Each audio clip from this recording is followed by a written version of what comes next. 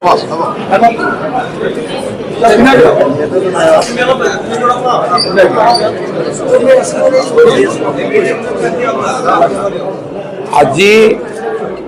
ভাৰতীয় জনতা পাৰ্টিত আমাৰ সন্মানীয় বিধায়ক বসন্ত দাস, কমলাক্ষ পুৰকায়স্থ আৰু শশীকান্ত দাসে আনুষ্ঠানিকভাৱে যোগদান কৰে। যোৱা এটা দুটা বছৰৰ পৰা তেওঁলোকে আমাৰ চৰকাৰখনক সমৰ্থন কৰি আছিলে বিধানসভাৰ মজিয়াত।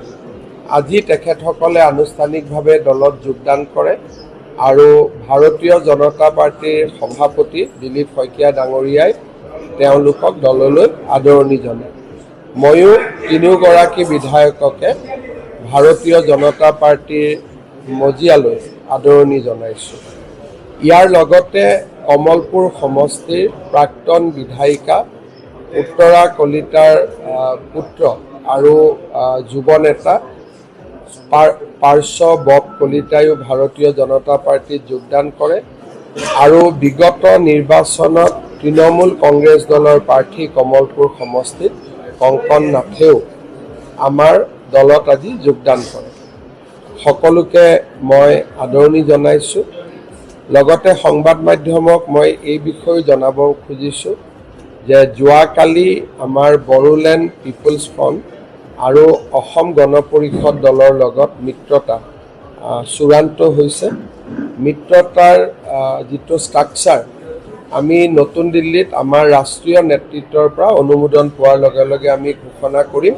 কিন্তু AGP আৰু BPFৰ লগত আমাৰ মিত্ৰতাৰ আলোচনা আমি যোৱা নিশা সম্পূৰ্ণ কৰিছোঁ আৰু দুইটা ৰাজনৈতিক দলৰে আৰু বিজেপিৰ মাজত সম্পূৰ্ণ বুজাবুজি হৈছে। কোনো ফ্ৰেণ্ডলি কণ্টেষ্ট আদি নাথাকে, সম্পূৰ্ণ চিট বাই চিট আমাৰ এলায়েন্স হৈ গৈছে আৰু ৰাভা যৌথ সংগ্ৰামী মঞ্চৰ লগত বা আমাৰ ৰাভা জনগোষ্ঠীৰ লগত আমাৰ বকো, দুধনৈ আৰু গোৱালপাৰা ৱেষ্ট এই তিনিটা সমষ্টি লৈও ৰাভা যৌথ সংগ্ৰাম সমিতিৰ লগত আমাৰ মিত্ৰতা সম্পূৰ্ণ হৈছে। গতিকে মিত্ৰতাৰ দিশত আমাৰ বিশেষ আৰু আলোচনা কৰিবলগীয়া নাই।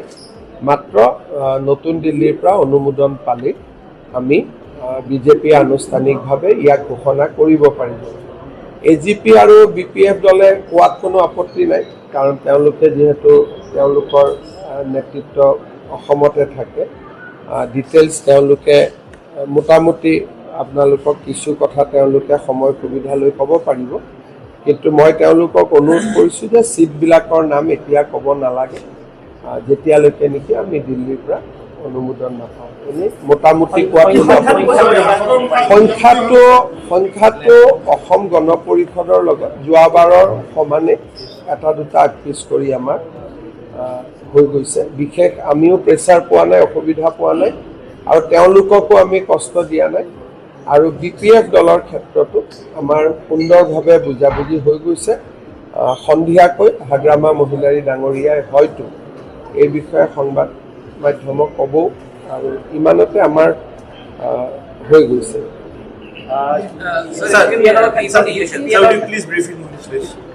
Yesterday night we had completed our negotiation.